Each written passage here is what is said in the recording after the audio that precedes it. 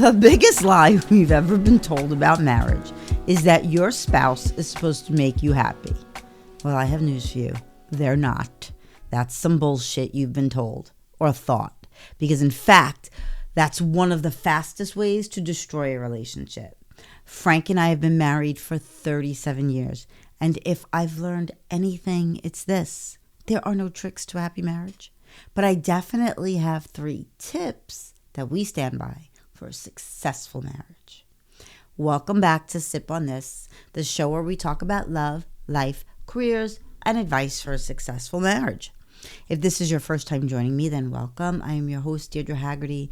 I'm an ICF certified coach and the founder of Coaching with Miss D, which offers life, relationship, and career coaching to help you align your values with your vision of life.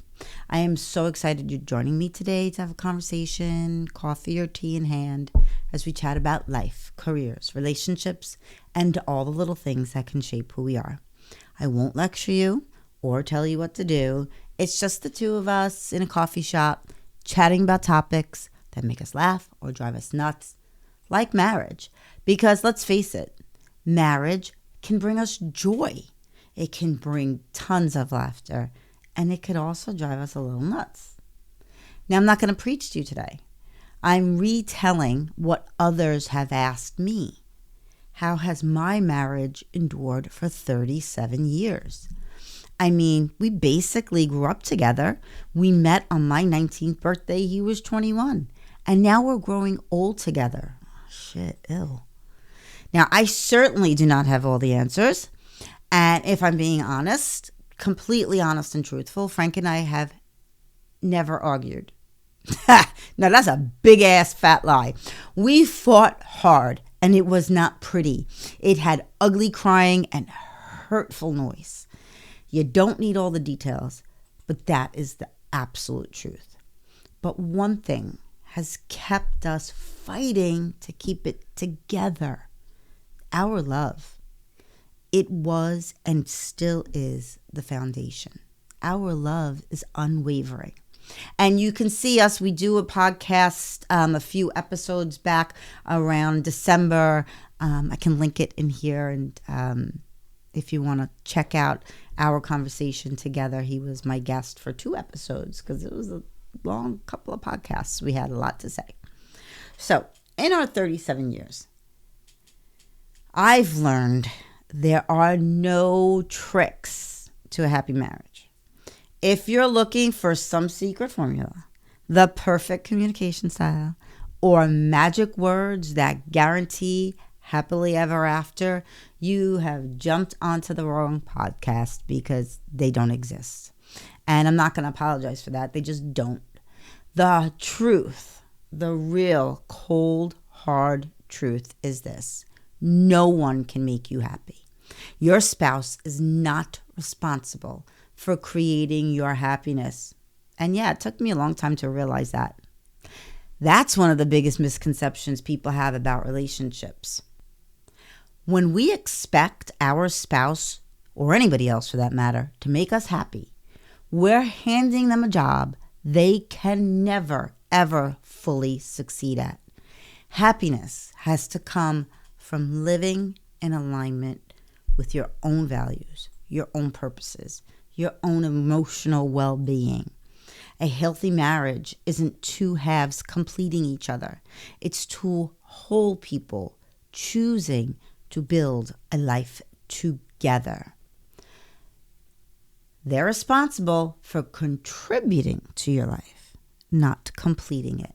And I know everybody loves that line from Jerry Maguire, "You complete me." Well then, bro, you were sad if she completed you. Because only you are responsible for your own happiness. Expecting your spouse to fill a happiness void is placing a lot of pressure on another human being. Instead, I want to share 3 things that I truly, honestly believe have helped our marriage survive nearly 4 decades. Oh my God. So the first is to laugh a lot. Oh my God, we are annoying in how much we laugh. And this isn't just something we learned how to do in 37 years of marriage. We did it during pre-Cana. So we were very young getting married, the pre-Cana couples that we shared our lessons with in the Catholic Church. We went to somebody else's home, this married couple about maybe 10, 15 years older than we were at the time. So we were young 20s. They were in their 30s, and she was popping out one kid after another. Okay, good for you. All we did was laugh during the whole thing. Maybe a little disrespectful, but that's how we started our relationship. Just laughing. People assume successful marriages are serious. I think they're ridiculous. Frank and I laugh constantly. Sometimes we laugh with each other. Sometimes, I'll admit, I laugh at him. Most of the time, I laugh at him. I mean, have you seen my bloopers? You should. He's my director, producer, stage manager. He sits down there on the floor, and sometimes he does make me laugh, and a lot of times we make each other laugh. So one of the things that he does that makes me laugh is he trips a lot, and he's very dramatic. And yeah, I'm probably laughing before I ask if he's okay. So recently, we were scoping out this local outdoor pickleball court near where we live. And as we exited, he tripped off the curb because he wasn't looking where he was going. He was looking around for the name of the park so we could remember it. He missed the step down. But as he fell, and as I replay this in my mind, it's literally in slow motion. I could just see this in a slow-mo reel. He knew he was about to face plant on the concrete. So what does he do? In this split-second decision, he saves his Ray-Bans. He takes his glasses off of his face, he peels them off in laser time, calls out to me, "Didge," and I turn to see the sunglasses flying past me. And I look at the sunglasses fall, and as the sunglasses fall, I watch him land on his hands and knees. Did I laugh? Oh, hell yeah, I laughed. So did he, thank God. And I wished at that moment I had a pair of Meta glasses because that shit would have went viral. And then I checked on him, and just a few boo-boos. He was laughing too. But please, before everyone attacks me in the comments, of course, I always make sure he's okay when I see that it looks serious. But like I said, he's so dramatic sometimes, and I can't help but laugh. So we moved into where I'm sitting right now, where I record my podcasts in my home, almost 3 years ago. So our first New Year's Eve, we cleaned the house, and we were cleaning the house tipsy. And it was getting later into the evening, and I was in my bathroom, and I see him at the front door, and I could see down the hall, and my dog is in front of him. And I see him on the floor outside the house, just hitting the dog. And my dog is wagging her tail, and I think he's playing with the dog. No, he wasn't playing with the dog. He fell. My house is on risers. I live by the bay. He fell down a flight of stairs. He crawled back up, and he was banging on the floor to get my attention to open the door. So, yeah, I mean, he's okay. He doesn't have quads anymore. He has triads. He tore one of his quad muscles. So now he has 3. So that's not funny. I'm sorry. That's not funny. But what was funny was if he could climb back up the stairs, why couldn't he reach up and grab the doorknob? He was banging to get my attention. That's the drama. That's why I laugh. And he laughs at it too. He does. Because we've learned not to take ourselves so seriously. Life already gives us enough reasons to cry.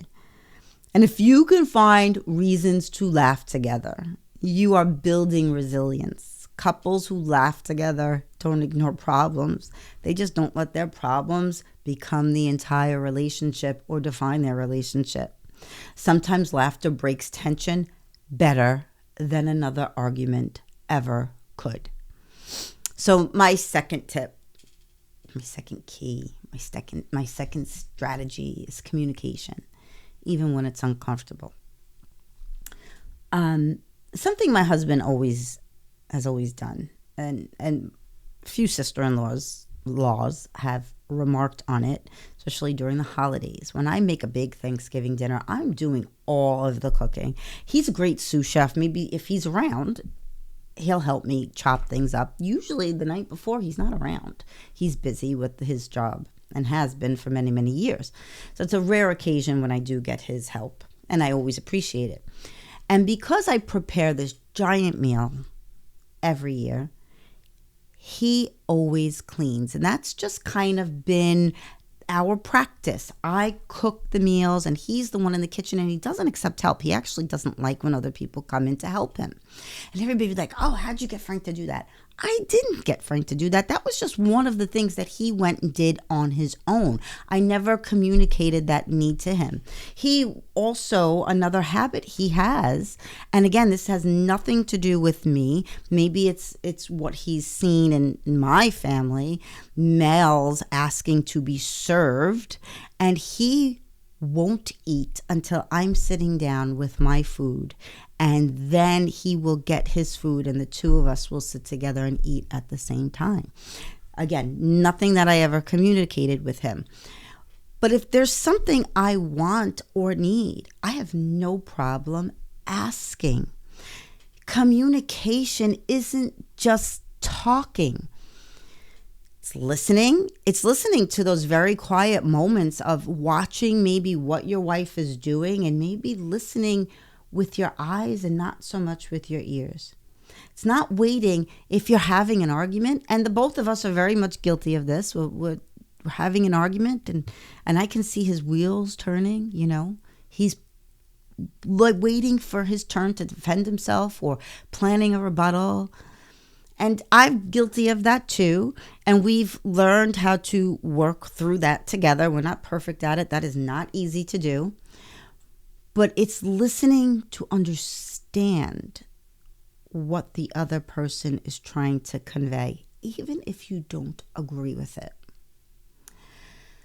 Because we've also learned that assumptions create distance, and the conversations create connection.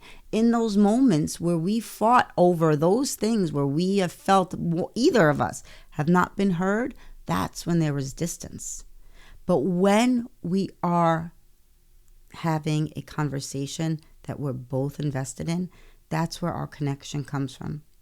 And the longer you avoid these difficult conversations, the harder they become. And here's something else. Really, your spouse isn't a mind reader. They have no idea what you want unless you say something. If you need something, say something. If you want something, say something.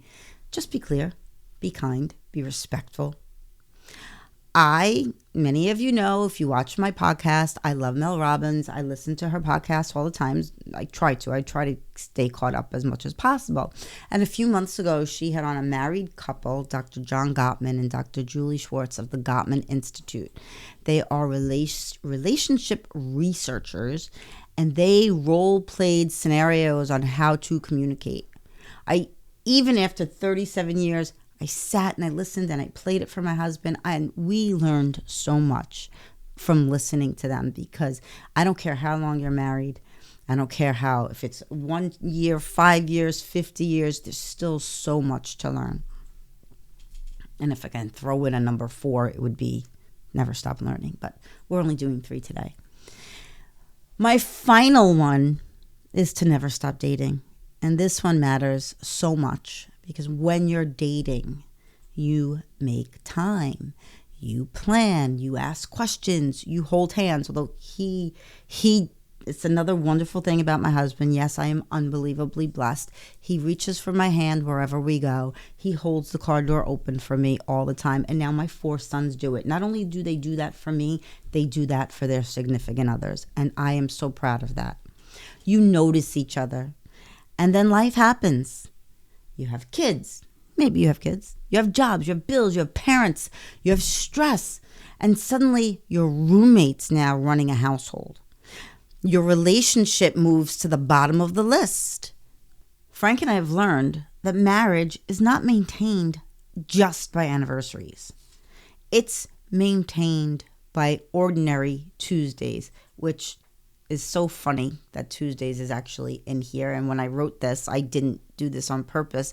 His days off switched. So he works his 5 days and he's off Tuesdays and Wednesdays. And I've had to alter my work days. And that's just really funny that that's there. I guess I did it unconsciously, but that's what happens when you're in a marriage, because I want to spend at least one of his days off with him so that we can have coffee together. Or I have coffee. He sits and watches me. Now he has his breakfast. We go for a walk every morning. We have dinner together. We go for sunset walks in the evenings as we walk the dog. Just a few uninterrupted minutes together, talking, whatever works for you. Dating isn't about spending money. It's about protecting that connection. We started this monthly practice years ago during a very trying and hectic time in our lives. And it has stuck. And guess what? I had to ask for it.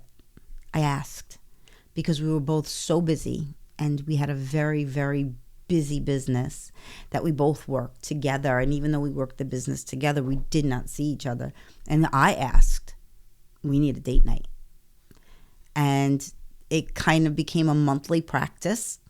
And now we have these impromptu date nights that create unbelievable lasting memories. And I have another tip. And we don't always do this, but this is a really good tip. And this is if you have privacy in your home. Again, I heard this on Mel Robbins. But have sex before you go out on your date.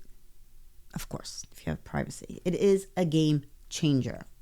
Because, you go out, maybe you're drinking, you get home late, whatever, you stayed out longer than you wanted to, and you're tired when you get home. And maybe you're just not in the mood then. But if you do it before you go out, game changer. So, now, will these 3 things guarantee a perfect marriage? No. Do I have a perfect marriage? No. Do I love my husband immensely? Absolutely. Do I know he loves me immensely? Absolutely. Nothing is going to guarantee a perfect marriage. Perfection doesn't exist. There aren't perfect people. There aren't perfect marriages. Marriage isn't perfect because people aren't perfect. You're going to disappoint each other. You're going to misunderstand each other. We just did as we were creating this setup this evening for this podcast, and there was something he saw that I didn't see, and we just had a 10-minute disagreement on what he was seeing and what I was seeing. I went with him. He's the expert. You're going to have seasons that are easier than others. And usually, honestly, in that instance, in these instances, I'm always right. It's like 99% of the time. So I'm going to give him that 1%. No, I'm kidding. You're going to have seasons that are easier than others. But if you can laugh and if you can communicate and intentionally choose each other over and over again, you'll build something much stronger than perfection. You'll build partnership. And I think that's what lasting marriages are really made of. And I wish you a blessed and loving marriage, just like I have. So thank you. Thank you for spending a few minutes with me today. I would love to hear from you. If you've been married for 1 year or 50, what's one lesson you've learned that has strengthened your relationship? I would love it if you could share it in the comments. And before you go, if these conversations resonate with you and you've been wishing for a space to challenge some of those stories in real time, I want to invite you to Coffee with Miss D. It's a free monthly online gathering. Yes, it's free. And it's for anyone navigating change, reinvention, relationships, career transitions, and discovering what comes next. There's no pressure. There are no perfect answers. There's no perfect anything. Just real conversation, reflection, connection. And who knows, maybe one next step So grab your coffee and please join me. Our next Coffee with Ms. D is on Friday, August 7th at 10 a.m. And it continues on the first Friday of every month. You can register at coachingwithmissd.com/coffee. I'd love to see you there. So please share with someone who might need a relationship coach today. And don't forget to like, subscribe, and visit coachingwithmissd.com for more resources. Until next time, keep sipping. And remember to live your life as your authentic self, your version, no one else's.